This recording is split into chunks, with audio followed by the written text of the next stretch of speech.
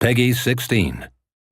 Ladies and gentlemen, boys and girls, hunters of all ages and monsters of all stages, I'm DB Sinclair here with J Party, and as you may not know, Evolve can be played completely offline by yourself, and that's what we're going to show you today. The following two matches are being played by a single person, the one and only legend, myth, and master Scott James. Offline here, playing at the 2K offices, and we're going to show you what this experience looks like from both the monsters and the hunter's perspective. We are jumping into Defend. Defend is a mode that is part of the larger evacuation campaign. The entire evacuation campaign can be played entirely offline. That's what you're seeing today. Scott James is playing Defend as the monster completely by himself against the AI, playing offline, and he's chosen to play the newest monster, Wraith. As DB just mentioned, we are offline, but what's important about this is that you're able to keep any of the achievements you earn while playing offline and bring those to the online competition. This means monster unlocks and ability unlocks will carry over in all the different modes of Evolve. Yeah, the awesome part about this is if you're playing and getting ready for that competitive play against real people, you might want to come in here and mix it up against the monsters or the AI hunters, as you see Scott doing here. Or maybe you just want to come in and practice the newest monster that you've unlocked. As J Party mentioned, everything you do in here counts towards your progression in the competitive game. Yeah, and what's cool about this mode is it allows you to experiment without consequences. Playing against those AI bots is just good training to get those ability combos down. As we're going to see today with this Wraith character, there's a lot of fun combinations you can do with these abilities to kind of chain them into some unique strategies and hopefully surprise the hunters. And you really need to do that here with Defend. Defend is a mode where you really need to be patient. You need to let your minions who are pushing those lanes do work against the towers as you yourself come in and try and dismantle the hunters when they're focused on the minions or keeping the towers up. As you can see, the Wraith, though, down on armor, might need to pop out here, is able to do that, could possibly send that decoy in to do damage while he's out trying to get armor. Yeah, perhaps the biggest unique mechanic of Defend is that the hunters are going to constantly respawn. There's no way to win this mode just from knocking out the hunters.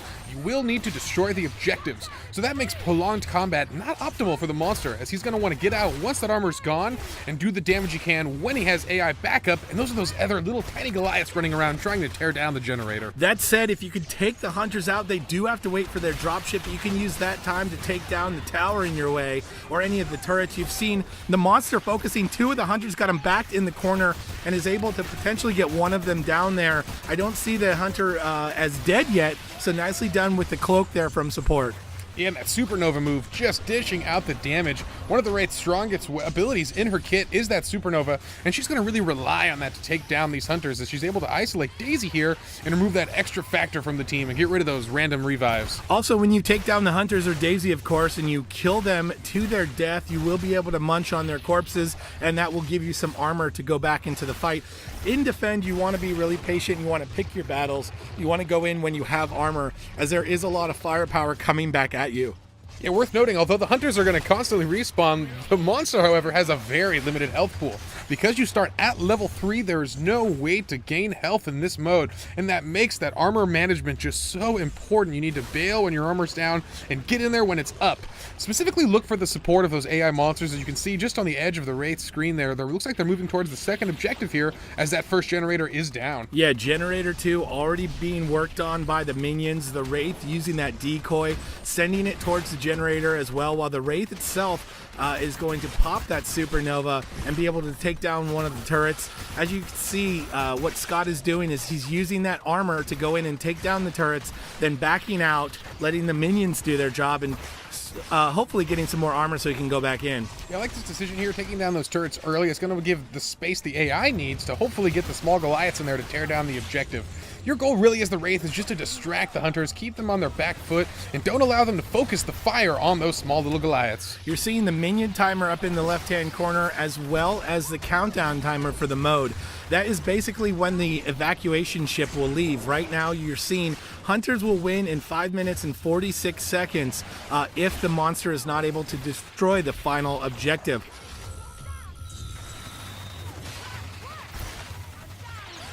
Popping the Supernova there is the Wraith. The Wraith going in on Bucket, trying to do some damage on the Hunter, unleashes the decoy there, and the Hunter goes down. Yeah, you may be noticing the decoy actually is going to gain the current state of the Wraith, and that includes the supernova ability. So you want to use that supernova ability first, and then unleash that decoy, and it's going to do a tremendous amount of damage as he goes for that abduct there, but misses the hunters. Yeah, the Wraith misses the abduction, but goes in for the supernova. Is going to try and do some damage and push the hunters off of the generator, because we know that the minions were back there doing work. The monster knows that as well. Pushing the hunters back off of the generator allowed that final minion to destroy generator number 2, and now they're going to be working on the final objective here, J-Party. If the monster destroys this final objective, the monster will win, and unfortunately a lot of colonists will perish. That's going to weigh heavily on this hunter squad. Absolutely, DB. And as noted too, when each generator falls, it's going to increase the round win timer for the monster. This is going to give the monster a lot of room to farm this area. He's got over 8 minutes now to destroy this last objective. And for those of you at home, if you're worried about the hunter squad feeling bad about the loss of lives that they might incur if the Wraith wins, remember, these are AI hunters. That's right. They don't have feelings, but they're really good at playing the game. The Wraith there, trying to get out, nicely done to go in, use that decoy to do damage on the turrets, potentially taking the turrets down, and then back out when she sees that she's low on health. She's going to pick up some armor and take the fight back to the hunters. Yeah, doing a good job here. Got rid of one of the hunters here, but trying to focus down the trapper can be dangerous. If the rest of the squad realizes what's happening, they're going to be able to really focus fire the Wraith and get some real good damage in with no armor. So nicely done by the play of Scott James there. So what he did was he went in with the Wraith, used the decoy to take down that first turret, and then as soon as the hunters came in to try and get the minions off of the final objective, he went back, he took care of the hunters, and then went back in and took the turret out, the second turret that was taking out his minion friend, allowing the minion to do as much damage as possible while on that final objective. You're seeing, though, the monster at very low health. I'm surprised he goes back in here just trying to mess up those hunters as much as possible and maybe have less hunters to deal with while pushing that final objective. And that's such a good thing to practice here in the offline mode too. Test your limits, see how far you can really push it. You'd be surprised how much a monster can get done with very little health here. The hunters are just so about the momentum, relying on keeping them on their back foot is such a strength here. The Wraith knows that one of the hunters is down, and although the respawn timer is short in this mode, it is still existent, and that's going to give him the space he needs to hopefully destabilize the rest of the team and get an easy win with those AI monsters just tearing down the final objective. Just under 7 minutes is plenty of time to come back here, feed, gain that armor up as you see the monster doing. And like J-Party mentioned, this is the offline mode, and this is a great time to practice. The way that monsters are unlocked in the game is you're playing the other monsters first before you get to Wraith here, so you're not going to be as familiar with Wraith as you are with Goliath potentially, especially for that competitive game. You want to come in here and, like J-Party said, push your limits, push your abilities, see what is possible, and you don't have to worry about the people on the other side giving you a hard time about it.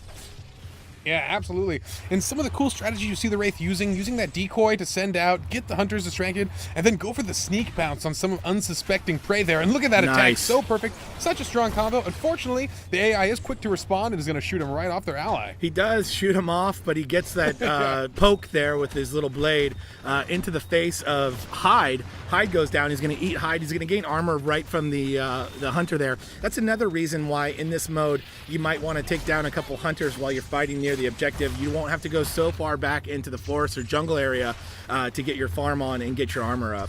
Yeah, with health this low, every bite matters. He needs as much armor as he can possibly sustain, and the wildlife population has been quite diminished so far as he's been feeding vigorously around this final objective. So they're out of assault, so no damage here, or at least diminished damage, and out the medic, so the heals aren't going to come as fast as they want. Actually, it looks like assault is finally back in. As you mentioned before, J-Party, there is a shorter dropship time than in the normal modes like hunt or nest or rescue. Yeah, and this objective getting real close, but the Wraith just as close. One mistake here, he could take a large hit to the face and end this round, but the AI still doing work on that final objective, and this could be a win for the Wraith. or the hunters here. Any way to go. Yeah, hard to tell. Nice abduction there, though, on Maggie the Trapper. Looks like he might be able to get Maggie down so low on health, though. I'm terrified for the Wraith right now.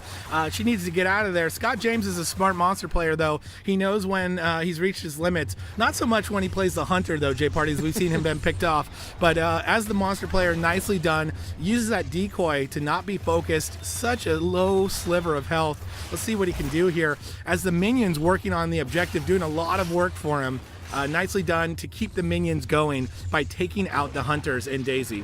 And with health this low, it needs to be really aware of how many dashes he has. You see in the center of your screen, the indicator right over the crosshairs is those small little orange bars. That is his dash counter. He's only got 3 of those. It's a very limited ability, and then it must recharge after that. He's going to rely so heavily on this as he ducks around this combat and tries to get the final hits on the power relay. He does on one of the hunters. One of the hunters goes down. I think that was Bucket.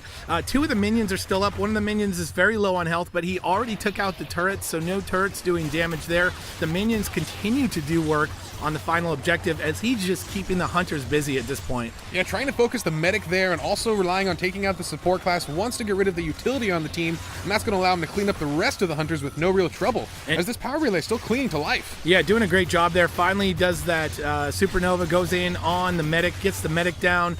The hunters right now struggling to try and get him down and out, but just hanging on for dear life with the rest of this little sliver of health. He's just going to go in on the back of the power relay now while the hunters are on the other side dealing with that final minion. And going into supernova again, that should be able to do the damage that he needs to win, and sure enough it is, J Party. Ladies and gentlemen, that is solo evacuation defend mode there, shown by the master of the monsters, as I like to call him, Scott James. Well done there. And now we're going to see the opposite, J Party. I'm pretty excited for that. We're going to switch over to a match of defend from the hunter's perspective. And the beauty of this is when he was playing the monster, he is stuck with that monster playing against the AI there. But now he's actually going to be able to hot swap between these hunters and play whoever he wants. Yeah, this is one of the coolest modes to say and to play, and actually one of the most impressive modes to watch. You see a really good player is going to bounce between all 4 classes, use those long cooldown and key abilities to keep each other alive while they focus on the main character that they'd like to control, which in a lot of cases, it becomes very situational, and you can't have a standard. Yeah, very situational, even from the beginning here. As you see, he starts with Markov, he lays the mines down. Then he switches to Maggie, and he puts down the harpoon traps. And then finally here on Bucket, and he's putting those sentry guns down. He knows exactly how to lock down this area, or at least how he wants to, and he's doing that really well. Oh, nice move to put a little sentry gun on top of the rocks there. It's going to be hard for the monster to focus. And now it's up to him who he wants to switch between as it becomes even more situational based on how this fight goes. Yeah, trying to deal with those small little AI minions first, but then he notices Val is getting caught by the monster, and that's a rough thing. He can't switch in time.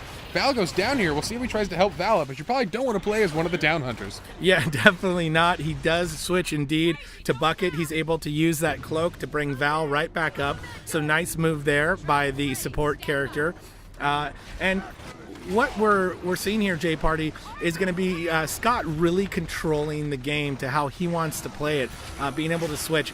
This is also a great way to check out the hunters you want to play, because you'll also be able to, once you have them unlocked, be able to switch between the hunters you want to see and put together your ideal lineup of hunters in this scenario, be able to practice them all, see what works best, and then go back and take this out to the real world. Yeah, that's absolutely my favorite aspect of it, is just testing some of the weirder combinations of hunters, as we never really know what are the strong combinations, and that's on purpose here. We want the experimentation, we want the practice, mix and matching all the different groups together, and finding out what works for you and your playstyle.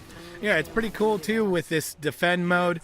Defend is, as we mentioned before, part of the larger mode evacuation campaign, or the final day of evacuation is this defend mode. It's basically defending this final power source from the monster and his minions, as you're seeing those minions come in now. And he's right back to the game plan that he's sticking to, J Party, and that's putting out the traps, putting down the mines and the sentry guns, and just waiting for those minions to come in and then trying to take them down as fast as possible. Yeah, relying on a lot of this AoE, I can see why he likes Bucket. Those rocket launchers are going to allow him to do damage to both of those tiny little Goliaths at the same time. That's going to help him wear down those monsters. You know, this mode is perfect for the player that has an idea of, their ideal situation and the ideal team they want to put together. This is going to allow them to come in and work on those and maybe take that information back to their friends and say, hey, I was in defend mode, I was playing it, I was working through the different hunters, and I found this this 4 that worked really well. Let's try that out. Yeah, absolutely here, DB. It's interesting playing on the medic a lot here. Wants to just give vision to himself there, so when he switches between characters, he's not going to be confused. He's going to know exactly where the monster's at here. And look at that. For this fight, he's chosen to play as the medic because he knows he's been a real target by the monster. Wants to just keep Val alive and in this fight, and she's just so important for this team to keep everyone standing. Also, beyond visibility there, she is going to be able to slow down the monsters and the minions with that trank gun. Doing a nice job of that there. The longer you can slow down any of those 3 enemies, the more damage you can do to the rest. As he's switching now to assault, trying to lay down some mines, and not good enough at the last second there to keep the monster off of that first objective. They're on to generator 2. That said though, J-Party, they have done some forward progress on the monster's health bar. Yeah, absolutely. That becomes the long-term progress for the hunters, is just tearing down that health bar. As I mentioned earlier, there is no way to regenerate health on this mode as a monster as you start the game at stage 3. It forces you to rely on that armor and makes it oh so important to play defensively and leave when the time is not right. One thing that we mentioned before, but I'll say it again, is that even if you're in here just practicing and working on maybe a new hunter that you haven't played before, all of this progress and experience that you're gaining here is going to go towards your progression and carry over to the competitive game.